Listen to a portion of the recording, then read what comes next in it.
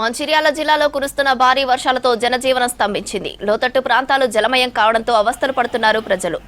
Luxettipet municipal పరిధిలోని లోతట్టు ప్రాంతాల్లోకి వరద నీరు చేరింది.